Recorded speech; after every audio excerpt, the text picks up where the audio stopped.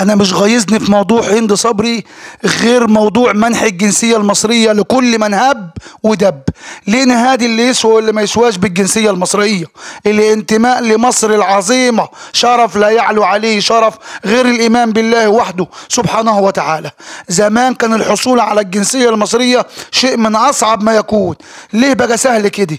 اما قله ادبها وقله ذوقها فانا شفت من النماذج القذره دي كتير للاسف، وكلهم على شكلتها من الحقد والغل والضغينه وضيق الافق والتخلف. اسمع معايا تفاصيل هند صبري، معكم حكاوي الغلابه بعد الفاصل.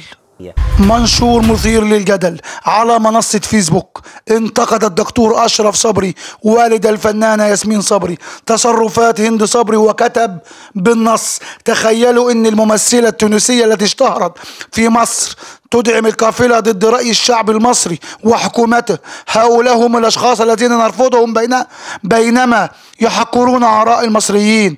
وطالب أشرف صبري بسحب الجنسية المصرية منها وترحيلها من مصر، موضحا في منشوره: أطالب بترحيلها وفصلها من النقابة، كما اعتبره دعمها للقافلة جحودا واضحا تجاه الدولة المصرية التي احتضنتها فنيا ومنحتها الفرصة للظهور، لافتا إلى أن ما قامت به يعد إخلالا بالاحترام والواجب للدولة المصرية. عاشت مصر حرة مستقرة، عاشت مصر حرة مستقرة، عاشت مصر حرة مستقرة. ترحيل هند صبري وشطبها من النقابة ده رأي وهجوم كثير من المصريين عليها.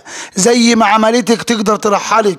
وافتكروا لها الحوار لما تجلها الفنانة المصرية التونسية قالت: لا ما تعمليش مشاكل، انا تونسية وبس. شوف ردها كان عامل ازاي. ده يدل على ان مصر مش فارقة معاها اصلا.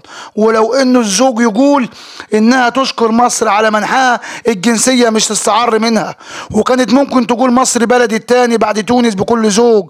طيب خلاص، كل واحد وطنه عنده غالي. طالما كده يبقى الجنسية المصرية مش فارقة معاكي. امن مصر في الكل.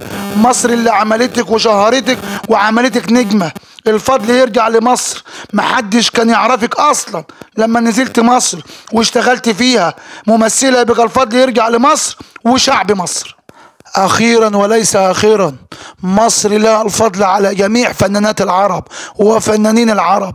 اللي بينزل من مصر من الدول العربية بينشهر في مصر. مصر طول عمرها بتشهر اي فنان ولها الفضل على اي فنان، سواء فنانين العرب او فنانات العرب.